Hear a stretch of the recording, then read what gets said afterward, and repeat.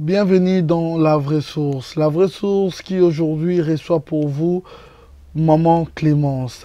Vous avez l'habitude de suivre son émission Clémence Show. C'est une concert qui nous vient tout droit du Canada, en général des États-Unis d'Amérique. Maman Clémence, bonjour. Bonjour Ado. Comment vous allez? Oui, ça va bien, merci. Mais tu fais un peu na moni délégation hier.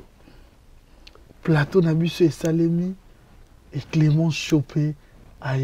Tout d'abord, le pourquoi de votre présence ici en France, plus précisément à Paris. Ok. Présence Nangé Zali, tu as Spring Break. Spring Break aux États-Unis, et ça a été quitté na Mali, Lipoto qui est na, je crois, et pas na Bino Zali, non été, mais ils ont mis between été na. Na Mali, printemps, voilà. So, to bengango spring break. En même temps, on a profité pour studio na besoin sika Congo mikile fongwa mia wanga bon voilà. Clémence Sicho, fona sala show na studio sika donc tous à Paris, na studio na besoin Congo mikile à Paris. Donc ils ont déjà retourné quoi. Qu'est-ce que tu penses de ces si grands et beaux studios? Qu'est-ce que tu en penses? Commentaire nous ça là dans une minute par rapport à ça. Par rapport à ce travail vite fait mais bien fait. Yeah, mais vraiment, pour nous, en tout cas, nous avons Yves Kabemba continuer, ils ont ça bien au sala. Et ceux qui n'ont pas comparé, nous avons vraiment comparé parce que les États-Unis, ils ont ces minene. Studio aux États-Unis, ils ont minene mingi, ba Elina ba Aiki ba Ebi. Donc, je crois que mon inauguration dans l'OPR na sala Kango, tous dans studio ya minene kuna mais au pays sous minene, mais Amérique. La comme so il y a biso eza mort mais na sepeli na décor nango de boche kuna de boche donc eza vraiment bien. OK. Je pense que Clémence, tu vas devoir répondre à ma question et je pense que ma préoccupation na biso. Oui. Bandero baotalo bana poso Hollande va comprendre la réalité. Oui.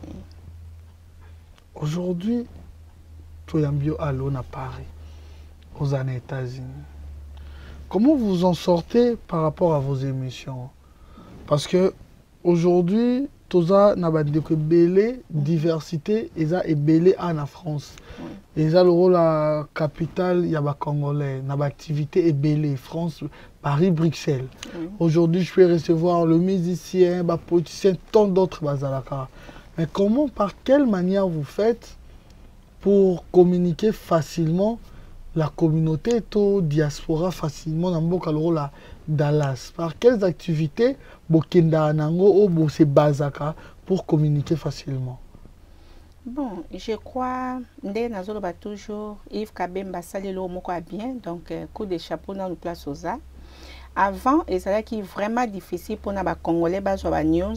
Tous les coups fait là-bas, même les États-Unis, moyen news et tamboulé.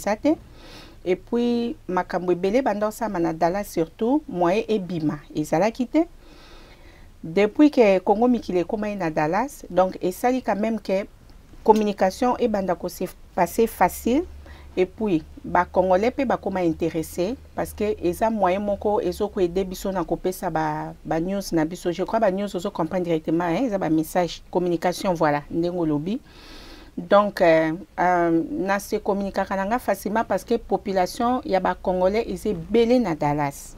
Pour Yves alingara sala studio liboso na New York ngana bise ya ko checker na Dallas koto toza et belé alors et belé ba Congolais.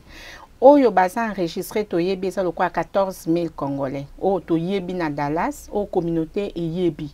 Mais en dehors de ça, et belé ba kota o to yebiti. Maintenant, communication ndenge naza so ka mutamoni ngai bika mama Clémence oya Congo mikili ya Dallas. Donc de basana bango tu ba yebi. Ba Claude Kaloso, ba Miki Kaloso donc boyebi. Alors que dire de vous, Clémence présentatrice, Clémence animatrice, Clémence chroniqueuse ou Clémence journaliste? Bon, je peux dire je fais les tout, hein. Bazo benganga journaliste, bazo benganga animatrice. Tende yo Mosco miyebi. O bande Mosco benga ko tende yo Mosco miyebi par rapport à ça. Elle doit être à l'aise comprendre, mais nde yo Mosco miyebi, siko yo Mosco mi lobani. Ngamo vraiment nde na miyebi. Nako ba ke naza journaliste parce que nazo pesa ba annonce. Nazo ko annoncer président de sa communauté Hubert Mwandou a dit que le problème c'est que la communauté a bien avant pour dire que dans nanga news est passé rapidement Congo Mikili c'est tout le monde les États-Unis balandarango non seulement les États-Unis donc partout même en Europe nazale ko na gare de Lyon nazo matabescalier maman moko a télé misinga abi maman bienvenue à Paris ngana bi oyebinga. Ah puis oui, na Congo Mikili. Donc ça veut dire Congo Mikili, ils ont passé la news bien. Et quand vous faites ça, c'est par conviction ou tu te dis, bon, occasion et yelingaï, ah, bah, t'aurais informé, bazate, na s'improviser, na comme appelé, co-informer, tout depuis longtemps, aux aguis déjà na CV Moko que tu travailles par rapport à ça. Il y a déjà na CV Moko, mais école bien, et pas y a Congo Mikili, quoi, et pas Yves. Parce que moi, Yves, non, à checker, à taliper comment tu fais tes présentations et tout. Donc, à confirmer que ça va, quoi. Bah oui, qu'on appelle à Dallas, Borouel la Mibali somme, Mibali à pas si na Dallas. Pourquoi je dis ça? Pourquoi je dis ça? Parce qu'on arrive dans d'autres villes. Communauté Zaramouki. Alors, c'est pas Congolais qui ont sauté, mais quand même, Ndeto Yebeli, Congolais, ils ont mis bango na bango. Le ban de conscience, ça veut dire qu'ils n'étaient pas étrangers. Mais la majorité Congolais, ils ont mis bango na bango. Mais ça se fait que les garçons, avaient peut-être 12 dans la communauté. Ma fille, maman, a mis son bois, le rôle à 25. Donc, vous êtes obligés de tout s'accrocher sur bango na sommet. Qu'est-ce que tu en penses par rapport il y a Makambouane et Zarana Dallas. Vous souffrez trop, hein? Bon, la question on a ado, moi encore répondre en bien et ça va célibataire parce que l'air na Dallas na qui directement na libala pas mobile nanga. Na passé na beta pour anate ya kolukaka ba chéri ya kolukaka si lelo naza na mariage nanga donc mon chéri sambengi bambote belé autangi kombo autant yo zaki mokano obanda siko mama yango donc ce qu'on s'est décidé qui obanda siko ko présenter papa lobaki oui ça va maman kende ya mobile nanga za civilisé na kolobaki à ça qui problème parce que ça le quoi profession que na kende bien na kende non après ça qui accord nae abaki il n'y a pas de problème tango yamba ba appel wana ba mwana non se dérange non et dérange été puis il va y a que nanda kwa mon mobile nanga ba sola bien donc aibi que azamuta confiance et tu travailles très bien quoi. Depuis que tu as commencé ce boulot, il n'y a pas eu des incompréhensions par rapport à boulot. Dans le sens appel, dans le sens où il y a des reportages, moi ça déjà. Alors là, aussi vous avez aussi à moi le femme nana. On est à l'obara à cause de ma cambo. Mais en tout cas, on a grâce. Mobile et tout, assez la moi c'est jalousie ou bien alinga contrôler moi c'est ce qui est normal mais ngana mobile nanga en tout cas confiance c'est ça parce que azana password nanga ya Facebook azana ba password ba email nanga tout donc à vérifier ane makam nanga nyonso et puis ayebi quel genre moi si naza au moins mi ba msu ba bangaka soki ayebi déjà koza ba genre basi o ba sa infidèle mais ngane nazana mobile nanga ana confiance ndé nazana confiance à contrôler Facebook en mais pour ana ba email pour ça ayete bon au moins na cadre capé azala moi conscience tranquille parce que moi si personne ma public. Surtout que tu as pu passer ma bête, moi grâce. Ok, voilà, on doit la comprendre. C'est sa vie privée, t'as trop na quantité, je veux qu'elle soit à l'aise. On l'appelle Clément, celle qui anime Clément Show. À partir, il y a Dallas. Et voilà, mais elle aurait intéressé plus. Nous voulons un peu ces différences parce qu'aujourd'hui, dans le Baratoza, dans quel sens Toku Tanatoya Mingi Koto parce que nation est abandonnée à Bisso. Maman Nabiso abandonné à Bisso, que la République démocratique du Congo, voilà pourquoi nous trouvons refuge ailleurs. Tu as rapport dans le Lukavi pour l'obito Zonga. Alors, tu as un peu différent soit dans vivre dans la communauté. Oui. Supposons, les lots na Solaïna Maman Nicole, j'ai pris le temps de préparer cette émission avec notre secrétaire que je salue déjà. Et je me suis rendu compte que Awa, bafutaka bana par exemple soki oza na mwana moko akoki 3 ans batiki ofuta ye mibale oya mibale akoki 3 ans batiki ofuta ye mais soki omona bango misatu ti 18 ans alors lelo kaka nde tolobaka congolais mona mwa clair nde bato batimbela yango aujourd'hui bana bazobotama on doit dire la vérité non seulement par amour mais par calcul pe à vie donc tomona bango 3 po babotaka biso po toliaka mwa mbongo ya l'état wana voilà pourquoi je dis on n'a pas le choix par rapport à la réalité vivante.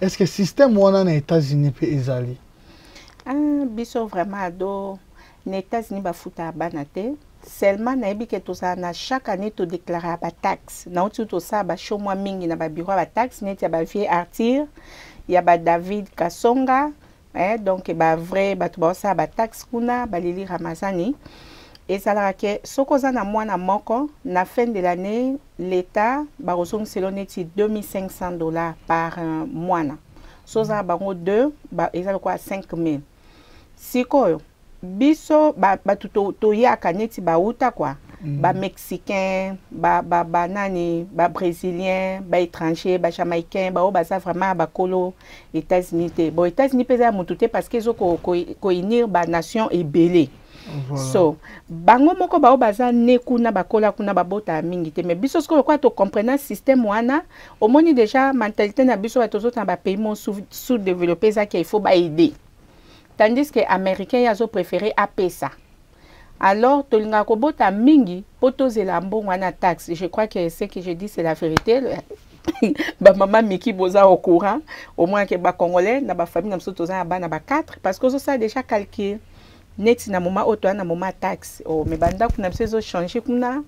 Moi les mso vous avez besoin somba ba kiti a bien beau changer bon c'est la période à taxe. Bon a beau changer moi Jeep mora bien pour biso toi dans le système ba transport on a no pensa boité surtout na Dallas donc tous absents sont véhiculés dans so yé aux obligés de conduire. Est-ce qu'on peut parler concernant le système ya courage? Qu'est-ce qu'on peut comprendre là? Que kuna bobundara bino moko plus na sala musala que na rozela bambongo. Oui. Donc si je comprends sans le travail taxe soigné yate. Voilà. Au pesi penzani nya bien. Donc so zo travailler en Amérique ou soit taxé. Maintenant différence c'est par exemple nga na store na donc magasin. Et ça na ba frère musu ba na ba business musu ba sala kandor à magasin. Soko zo sala ngo toza na social security moto futa pe taxe à l'état. Par exemple nga na futa ngo chaque 3 mois. Alors na fin de l'année faut na claim pe taxe na ngai. Donc na na droit. Ba otasko nombre bana na bango soki na qualifié ba penga taxe nanga retour en bon abana soki na qualifié te na sali plus que mbongo ba sali nango na l'équipe plus que mbongo ba ko song selanga ngasko na devoir l'état na foutier taxe. Alors si vous devez analyser quelle différence entre la femme congolaise qui vit en Europe et la femme congolaise qui vit en Amérique, plus précisément aux États-Unis.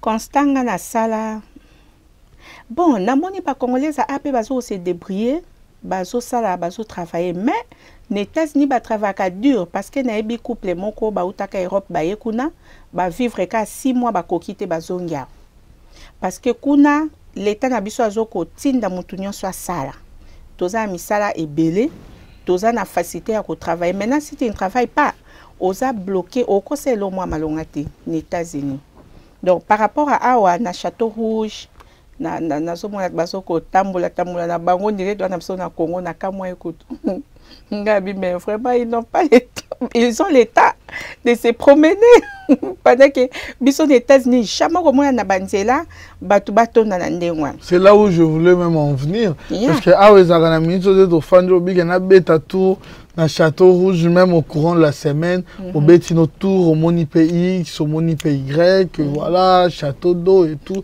tambola. Est-ce que vous avez un milieu wana to bo pena ba jara bato wana boyebi ke baza moins 5 couloirs au beaucoup tana ba ba yenga kato ndengo zaka na moi eloko na yo wana au fungola. Voilà, moi et loco dans le sens le lingala quand même hein, voilà on a diminué en côté voilà d'autres font la boutique na biso to exotique na biso. Est-ce qu'il y a aussi des gens oyebi ga ko mela masanga chaque jour wana?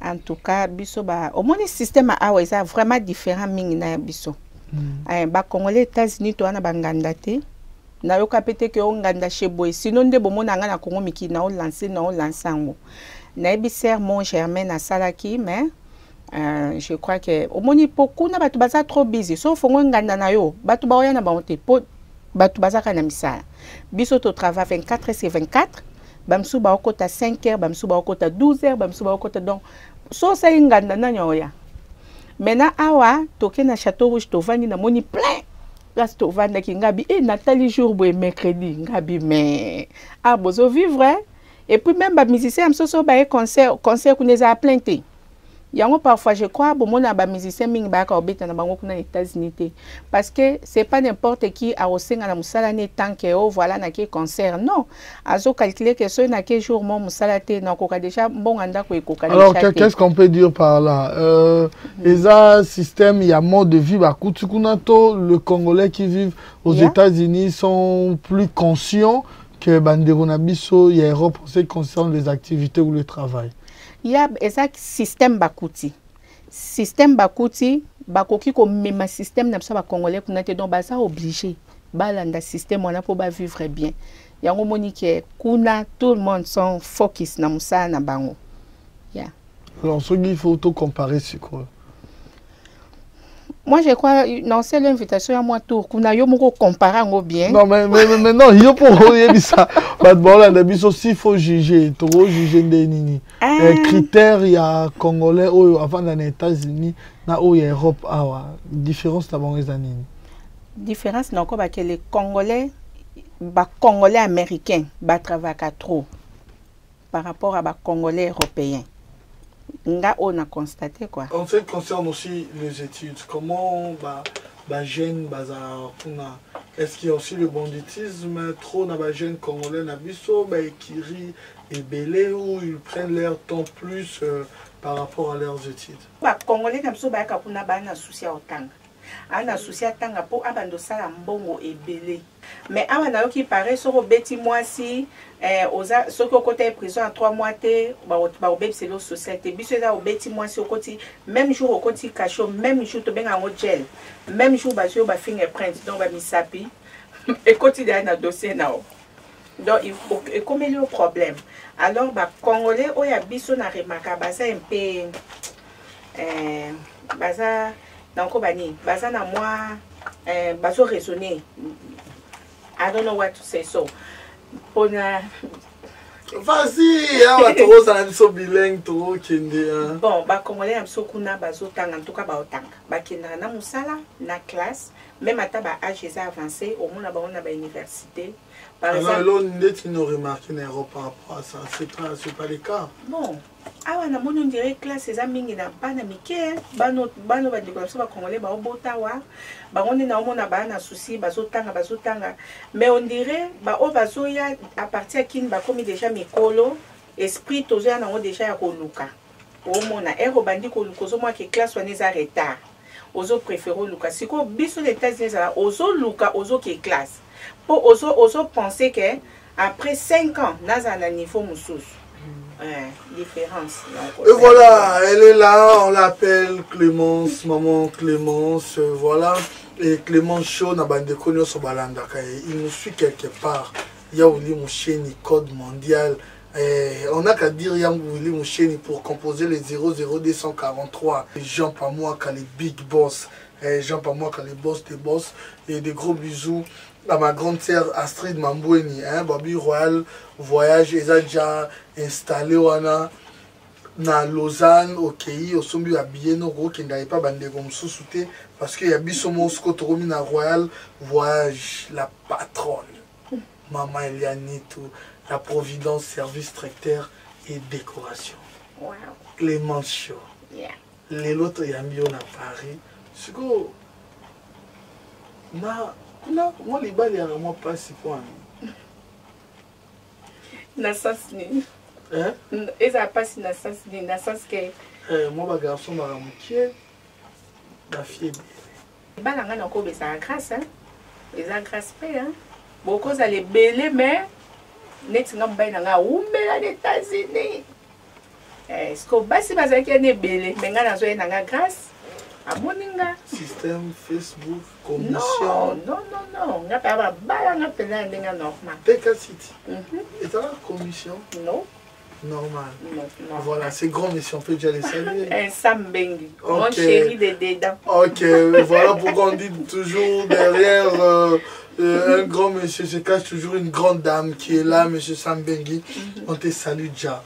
Et voilà, nous tournons lentement vers la fin de cette émission. Oui. Mais Clémence, est-ce que réellement,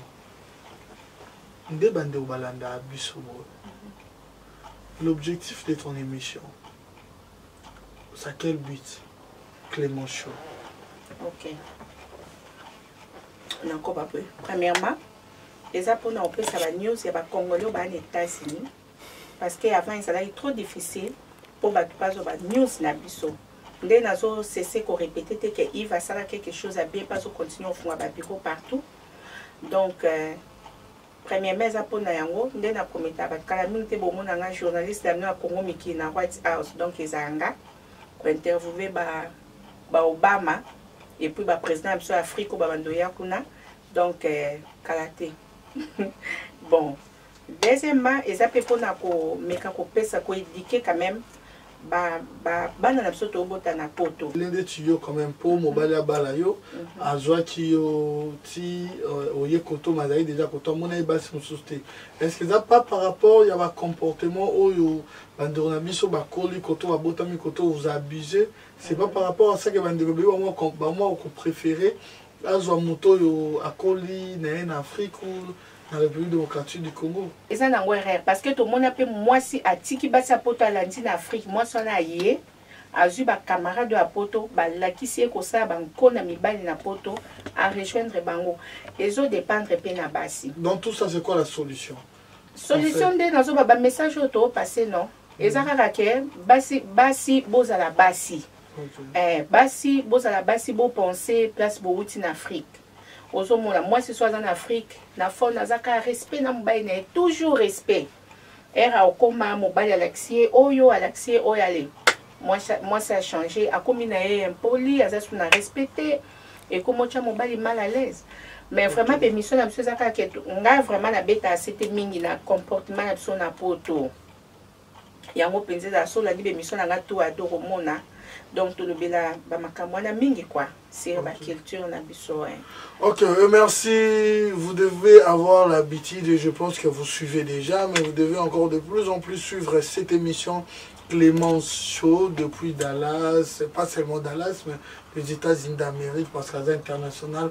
Aujourd'hui, elle est ici à Paris. Nous arrivons presque à la fin de cette émission. La coutume exige dans cette émission, je vais demander à Colorado ainsi qu'à Miss Camilla de braquer vos caméras sur Maman Clémence pendant 1 minute 30 secondes. Si vous lancez un message na bandeko baolanda biso sikoyo, un message moko euta na motema, soit na ba fan balingaka trop, soit na sujet moko quelconque, ou conclure dans 1 minute 30 secondes. Et là, on a encore le Bapon à l'antisation sur la Congo Mekili, Marie-Laure le télé international. Et là, vraiment, ça a souci dans les arabes. Ceux qui ont ça les locaux, parfois, photo de Makango. Biso soki toza ko critiquer toujours ko kitsabaninga. Au moins, les locaux sur la Clémence, ceux qui ont na comprendre kacha ngaka. Et nazo ko ça l'effort na avancer plus. Mais ça na batu musulé azo kokate azo ko s'affaiblir. Mon amtaza na ndenga botama ngai esa suite à la critique suite à ba problème isu na kuta nango esa ke naza strong woman.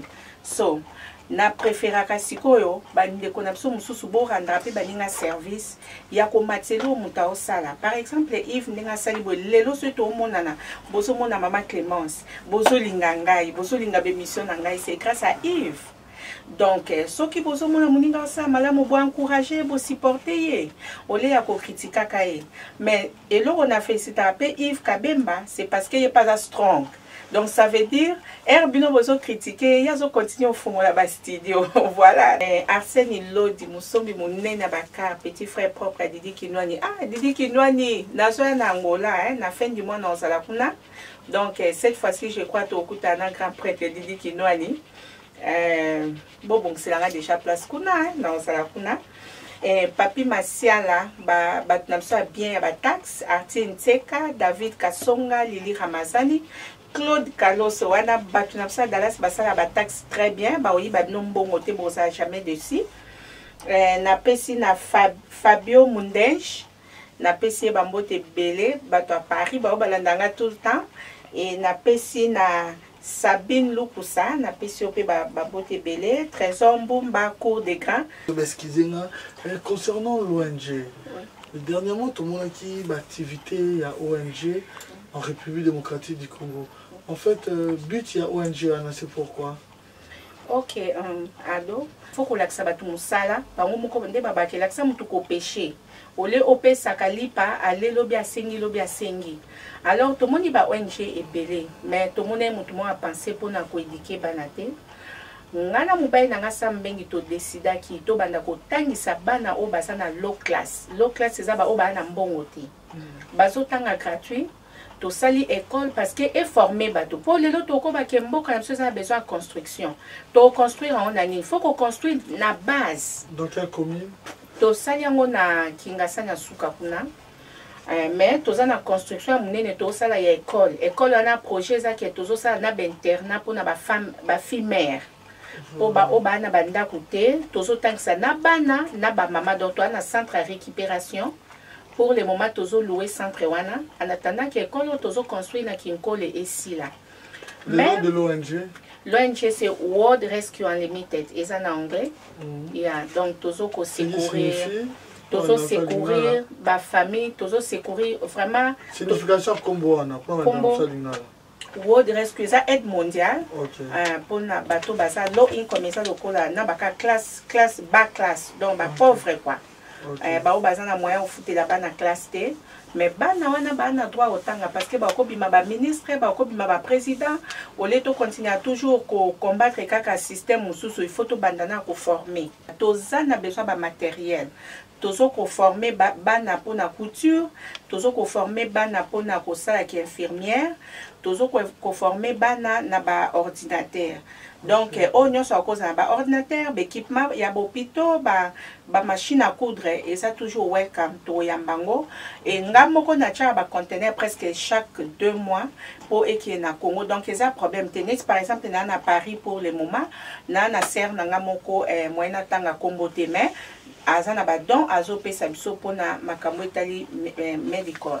So Moutunion soit la contribution à Ebo Bengi Mama Clémence à Congo Mikili. Voilà pourquoi j'ai toujours l'habitude de dire que non, avec de bonnes idées, une bonne foi, c'est comme ça que nous allons aider la République démocratique du Congo avec de telles initiatives. Étant qu'une grande dame, une femme, je vous encourage déjà. Merci. Voilà, parce que la femme du passé, elle a eu mon chandega au fond de la nanda, quoi, c'est papa aussi moussala.